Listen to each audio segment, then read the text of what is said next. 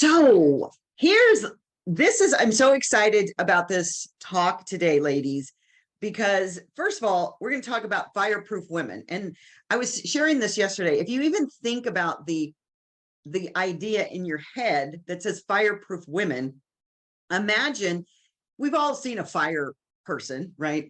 I used to say fireman, it's fire person now. And I love fire shows on television. Just Chicago Fire and things like that, because they wear this garb, right? And it protects them. They literally can walk through fire. And that is such an amazing vision for me, is that we as women have put on or can put on this fireproof suit that lets us walk through fire. Right now, a lot of us are walking through the fire and getting burned a little bit. So I really want to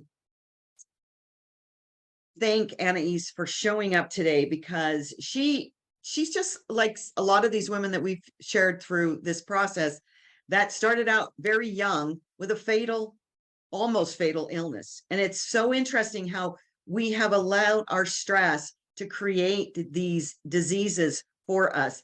And she's come through it. And so when she talked to me the first time and she used the phrase first wave of fireproof women, I thought, oh my gosh, that's what we are. That's what we are in these few generations that we have on the planet right now. And she also talked about, which I thought it was kind of an interesting, I don't know, I feel like I want to write a book about it, the clairs, the clairvoyance and the clair audio. And so she'll share about that a little bit, but I really love, this is my new languaging, is to start talking to women about their clairs, right? You've got all these clairs in your life. And instead of talking about all the Karens, let's start talking about the clairs and start learning to trust these gifts that we have, these feminine energy gifts of intuition, connection, communication, and let that analyzing, that sorting process, which is the very masculine energy, talked about it for the last 2 days, but really begin to tap into these feminine geniuses, but also trusting them. Because just because you say, I'm going to try to be more intuitive, or I'm going to try to be more communicative or connective, if you don't trust that in yourself, then you're still finding that stuckness. So she's used art as a place to connect with your inner self. She's going to share about that. She loves sharing with women that their birthright is bliss. Oh my gosh, if I could just communicate that to every woman on the planet, that is your birthright, to be in bliss, to actually just live in ultimate juicy joy. Is we don't do that enough. And she's an ordained minister, certified EMT, hypnotherapist, art author, but she's also talks about some of the things that we shared over this past few days, and that is this radical responsibility. It's about really tapping into what is your authentic self, but then how do you radically stand in that truth? And that is what is so key to me, is that women that are living this, we're not just talking about it. And just because she's been on panels with Deepak Chopra and Dean Ornish and the Dalai Lama's physician, she's here with us today to be a guiding spirit, to be an inspiration, to be something that you can take on a soul level, but also in a practical way, and begin to experience all of this bliss and joy in your life.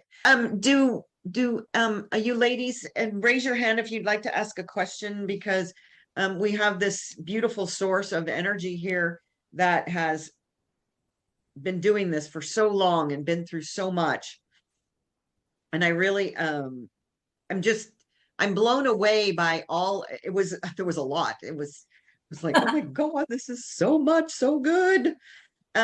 Just even the word saying that intuition is too small of a word, because it truly is. We are not paying attention to these powerful geniuses that we all have that can blow our world into something we can't even hardly imagine at this point. I think it's so beautiful. I'm very happy to take on any questions if anybody has any, but you're going to be asking the questions yourself. Queen Mother, hi, honey. Oi, mother. So I don't have a question. However, I have a big hug for you. And I almost got stuck emotionally in the beginning when you were talking about traveling around the world, going over to, I think, Russia, and doing this healing work in the hospitals. Mm-hmm. Anaiis, this is what is needed. This is what is needed. Never mind just the medication, the bags of liquid that are flowing. I mean, I'm not gonna, say bad things about that, whatever works for people. However, what you were doing and what you brought is what our ancient ancestors, indigenous, that's the way it was done. And so that inspired me and moved me so much. Yeah, thank you. Thank you. Thank you. I have radical gratitude for that because it was a tiny little whisper that got me there. It wasn't a big, grandiose idea or talking about being in alignment. It was a tiny little whisper from right here. And I agree with you, Mother, that it comes from our DNA. It's from our ancestors. We have to grab this now while we can and put it to use. Thank you, Mama.